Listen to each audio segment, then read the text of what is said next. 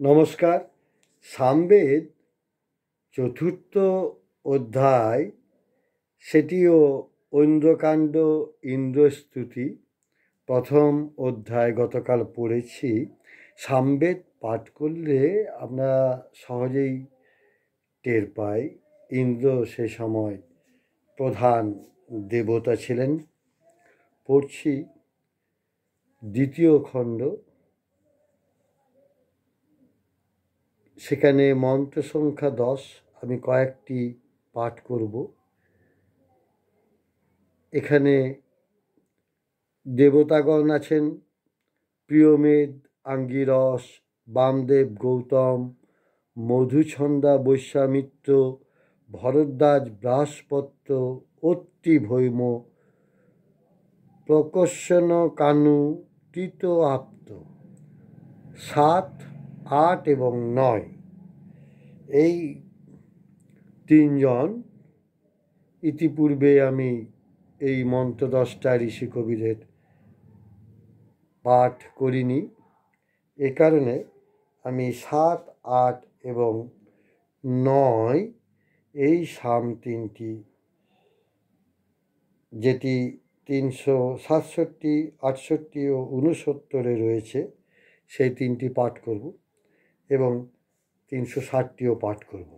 এতে মন্ত্র 10টা আরও তিনজন ঋষি কবিকে আমার তাদের শ্লোক পাঠ করার যে পুণ্য, সেটি হয়তো অর্জন হবে। তাদের নাম উচ্চারণ করলাম।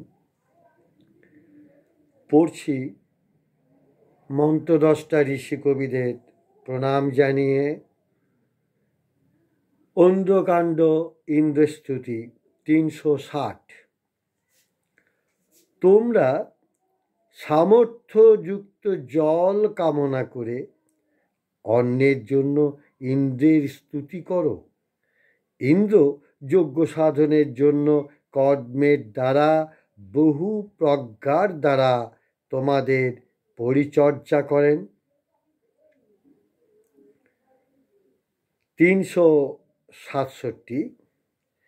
হে শুভ্র আলোকের দেবী উষা, তোমার আগমনকালে ঋতুদের অনুসরণ করে দ্বিপদ ও চতুষ্পদ যুক্ত পক্ষীরূপা উদক বহনকারী রশ্মিগণ দুলোকের অন্তঃস্থলে অবস্থান করে। 368। এই যে বিশ্বদেবগণ, মানে সকল রশ্মিগণ, যে তোমরা দুলোকের আলোকময় মধ্যভাগে বাস করো, তোমাদের ঋত কর্মই বাকি, অনিত কর্মই বাকি। কেই বা তোমাদের প্রাচীনতা, কেই বা তোমাদের আহুতি। অর্থাৎ এদের বিষয়ে কিছুই জানা যায় না। 369। এই ঋক সামের দ্বারা দেবগণের পূজা করি, যা থেকে কর্ম সম্পন্ন হয়। এই স্তোত্র মন্ত্র সকলেই গৃহে বা যজ্ঞসভায় বিরাজ করে এবং যজ্ঞকে দেবগণের কাছে নিয়ে চলে। মন্ত্র 10টা ঋষি কবিদের আমার প্রণাম। কবিদের জয় হোক, কবিতার জয় হোক।